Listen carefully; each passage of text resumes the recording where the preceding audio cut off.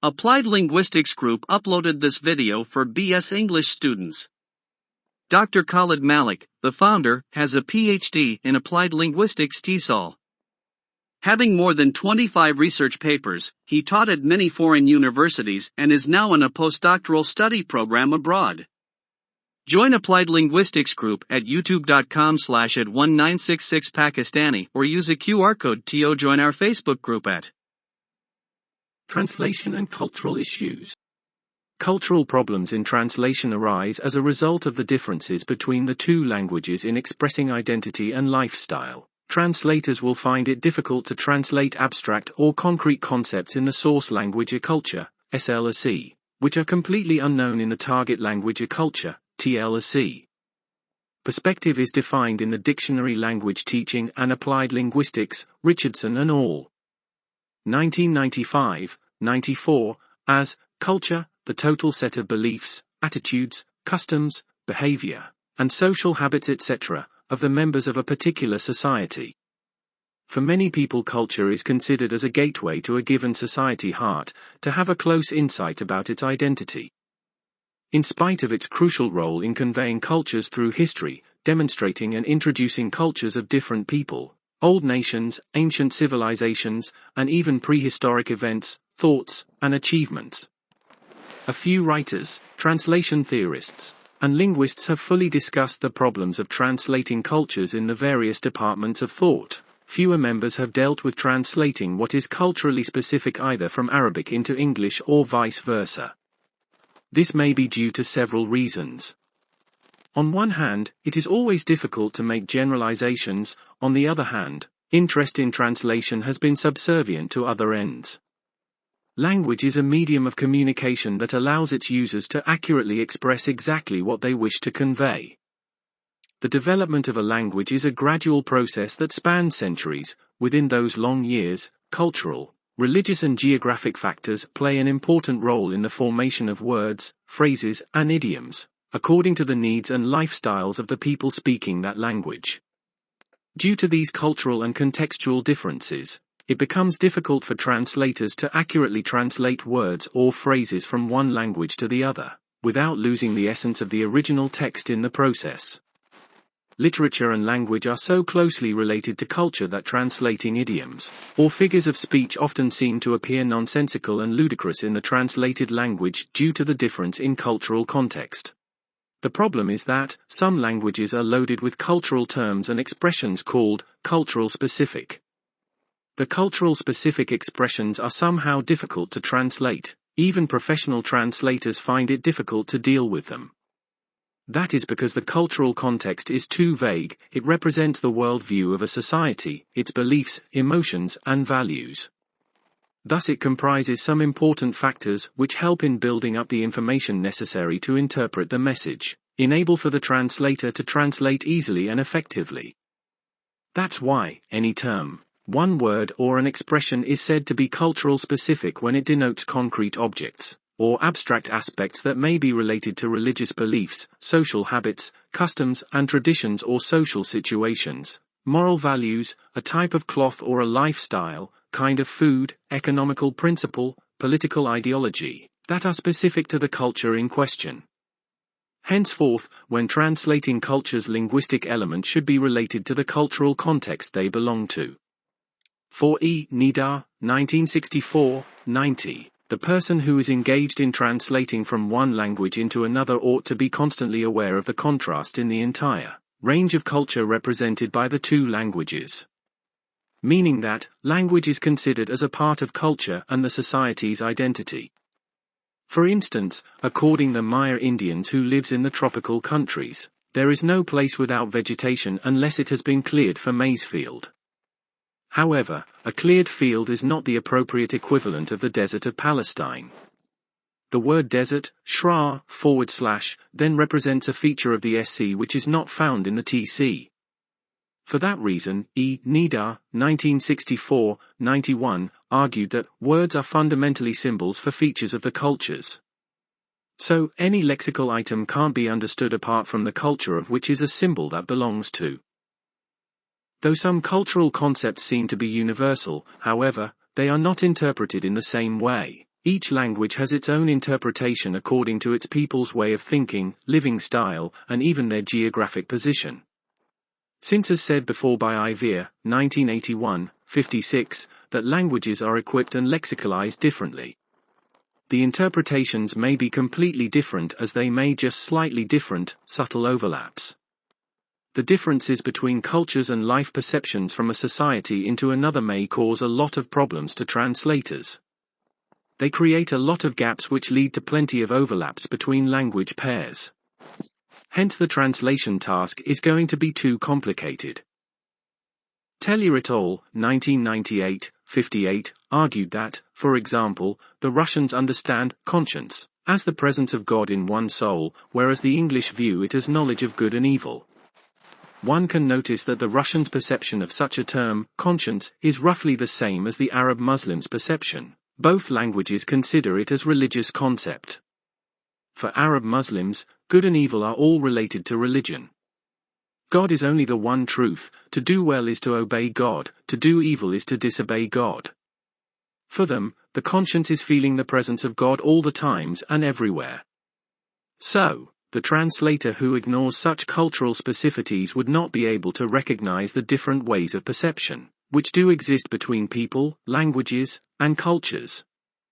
So in such diversion like in the example above, the translator would mistranslate the concept of conscience wrongly because he may take for granted that it means the same thing in all languages, for all people of different regions.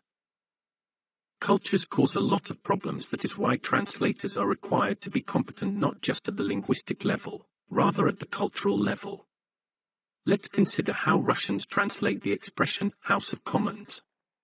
The Russians used to translate as chairman, which obviously is appropriate equivalent. It does not reflect the role of the speaker, not its expression has no equivalent in the Russian, Arabic, Chinese languages. The House of Commons, as an independent person who maintains authority and order in Parliament, Mona, 1992, 21. The cultural translation problems are the results of the differences between languages as a set of lexemes and meanings, as between cultures as ways of expressing one's self-identity, living style. Especially when translators come across a word in the SLC that may express a concept which is totally unknown in the TLC, be it an abstract concept or concrete.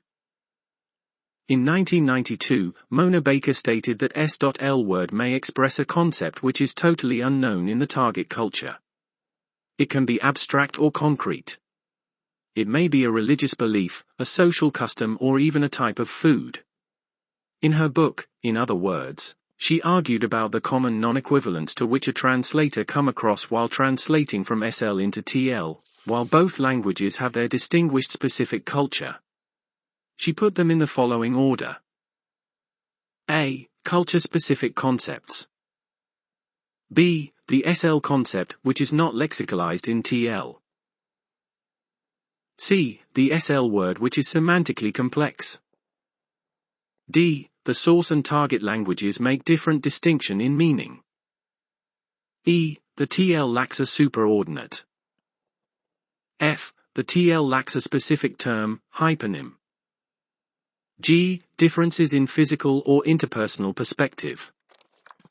H. Differences in expressive meaning. I. Differences in form. J. Differences in frequency and purpose of using specific forms. K. The use of loanwords in the source text. Mona Baker also believed that it is necessary for translator to have knowledge about semantics and lexical sets. Because in this case, he would appreciate the value of the word in a given system knowledge and the difference of structures in SL and TL. This allows him to assess the value of a given item in a lexical set. He can develop strategies for dealing with non-equivalent semantic field. These techniques are arranged hierarchically from general, superordinate, to specific, hyponym. Some strategies introduced by Newmark for dealing with cultural gap. 1. Naturalization. A strategy when a SL word is transferred into TL text in its original form. 2. Couplet or triplet and quadruplet. is another technique the translator adopts at the time of transferring, naturalizing or calques to avoid any misunderstanding. According to him, it is a number of strategies combined together to handle one problem. 3. Neutralization. Neutralization is a kind of paraphrase at the level of word. If it is at higher level, it would be a paraphrase. When the SL item is generalized, neutralized, it is paraphrased with some culture-free words. 4. Descriptive and functional equivalent. In explanation of source language cultural item there is two elements, one is descriptive and another one would be functional.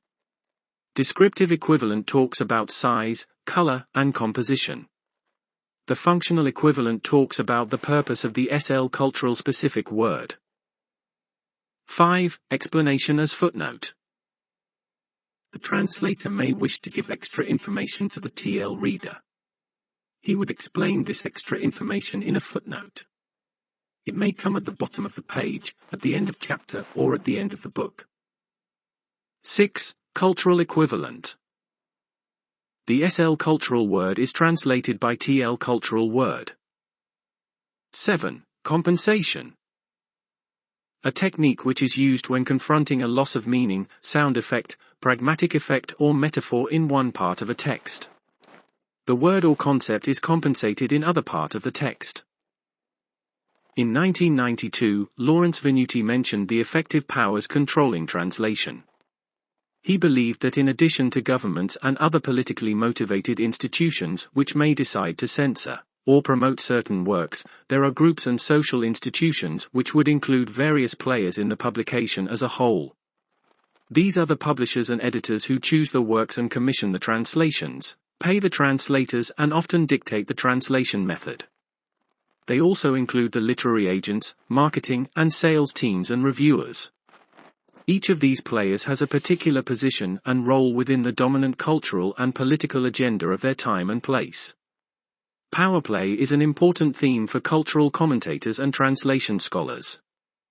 In both theory and practice of translation, power resides in the deployment of language as an ideological weapon for excluding or including a reader, a value system, a set of beliefs, or even an entire culture. In 1988, Newmark defined culture as the way of life and its manifestations that are peculiar to a community that uses a particular language as its means of expression, thus acknowledging that each language group has its own culturally specific features. He also introduced cultural word, which the readership is unlikely to understand, and the translation strategies for this kind of concept depend on the particular text type, requirements of the readership and client, and importance of the cultural word in the text. Peter Newmark also categorized the cultural words as follows. 1. Ecology, flora, fauna, hills, winds, plains. 2. Material culture, food, clothes, houses and towns, transport. 3. Social culture, work and leisure. 4. Organizations, customs, activities, procedures. Concepts. Political and administrative. Religious. Artistic. 5. Gestures and habits. He introduced contextual factors for translation process which include 1. Purpose of text. 2. Motivation and cultural, technical and linguistic level of readership. 3. Importance of reference in SL text. 4. Setting, does recognized translation exist? 5. Recency of word or referent. 6. Future or referent. He further clearly stated that operationally he does not regard language as a component or feature of culture, in direct opposition to the view taken by Vermeer, who stated that language is part of a culture, 1989-222. According to Newmark, Vermeer's stance would imply the impossibility to translate, whereas for the latter, translating the source language, SL, into a suitable form of TL is part of the translator's role in transcultural communication. Language and culture may thus be seen as being closely related, and both aspects must be considered for translation. When considering the translation of cultural words and notions, Newmark proposed two opposing methods: Transference and componential analysis. According to him, transference gives local color, keeping cultural names and concepts. Although placing the emphasis on culture, meaningful to initiated readers, he claimed this method may cause problems for the general readership and limit the comprehension of certain aspects. The importance of the translation process in communication led Newmark to propose componential analysis, which he described as being the most accurate translation procedure, which excludes the culture and highlights the message. Applied Linguistics Group uploaded this video for BS English students. Dr. KHALID MALIK, the founder, has a PhD in Applied Linguistics TESOL. Having more than 25 research papers, he taught at many foreign universities and is now in a postdoctoral study program abroad. Join Applied Linguistics Group at youtube.com/@1966Pakistani or use the QR code to join our Facebook group at